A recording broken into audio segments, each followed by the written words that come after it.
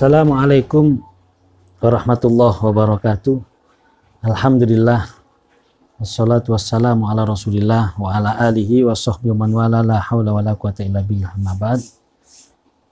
Pemirsa An-Namira TV rahimakumullah, seperti yang kita ketahui bersama bahwa momen besar di dalam bulan suci Ramadan salah satunya adalah diturunkannya Al-Quran yang kita kenal dengan istilah Nuzulul Quran, yang kita yakini bersama bahwa Al-Quran ini adalah firman Allah SWT. Al-Quran diturunkan sebagai rahmat kepada kita umat Nabi Muhammad SAW. Al-Quran sebagai bentuk kasih sayang Allah SWT yang tidak lain bertujuan untuk Syahrul Ramadan alladzi unzila fil Quran hudal linnasi wa bayyinatin minal huda wal furqan, sebagai petunjuk bagi kita umat Islam menuju jalan yang diridhoi oleh Allah SWT. Sehingga kita sebagai umat Nabi Muhammad SAW yang telah dianugerahi Al-Quran, yang telah diberikan oleh Allah SWT petunjuk dengan Al-Quran, tentunya petunjuk menuju satu tempat atau satu titik, yaitu ridha Allah SWT, kebahagiaan dunia dan akhirat. Maka harus benar-benar kita memanfaatkan Al-Quran sebaik-baiknya dalam kehidupan kita di dunia. Bagaimana cara memanfaatkan Al-Quran sebagai petunjuk? Paling tidak ada langkah-langkah yang harus kita lakukan agar supaya Al-Quran ini benar-benar bisa menjadi petunjuk dalam kita menjalani kehidupan di dunia ini, yang akhirnya menghantarkan kita menuju ridha Allah SWT, kebahagiaan dunia akhirat.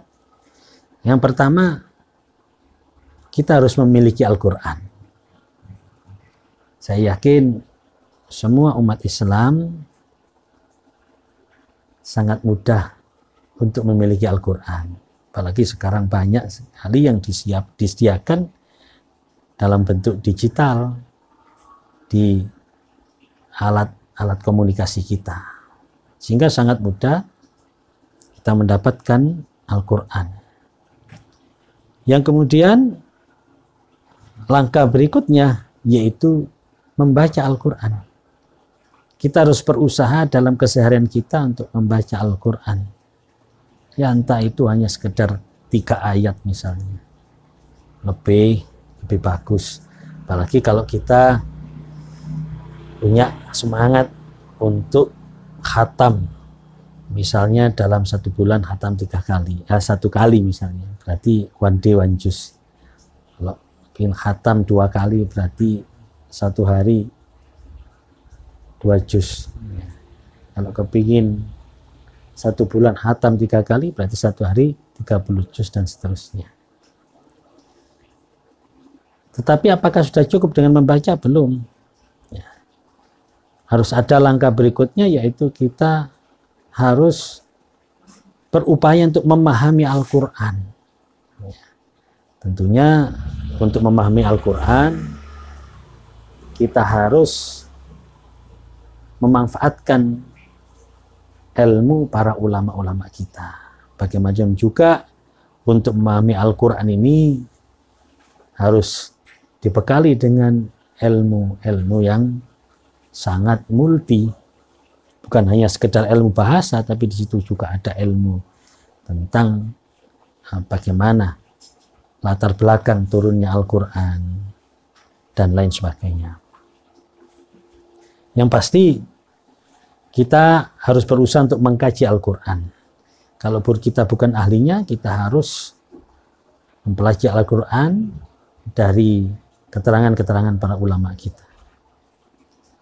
Yang keempat, kita harus berupaya untuk mengamalkan Al-Quran dalam keseharian kita.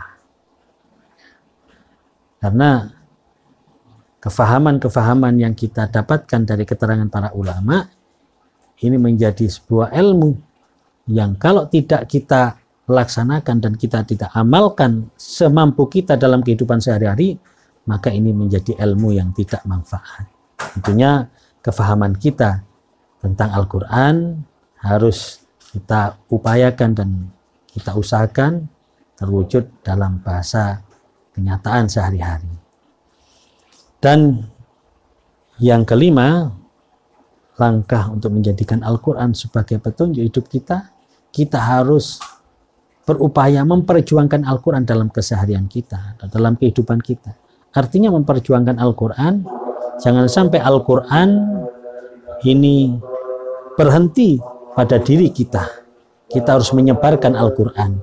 Kita harus memastikan generasi-generasi penerus kita mencintai dan memahami Al-Quran serta mengamalkan Al-Quran. Sehingga kita harus memperjuangkan Al-Quran bersama-sama.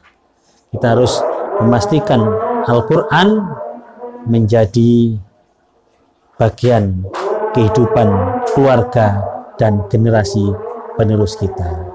Itulah 5 hal yang harus kita upayakan sehingga Al-Quran benar-benar menjadi petunjuk hidup kita. Al-Quran benar-benar menghantarkan kita untuk menuju ridha Allah dunia maupun akhirat. Semoga kita dijadikan ahli Al-Quran, keluarga kita, anak keturunan kita ila yaumil qiyamah. Amin ya rabbal alamin. Wallahu alam bisawab. Assalamualaikum warahmatullahi wabarakatuh.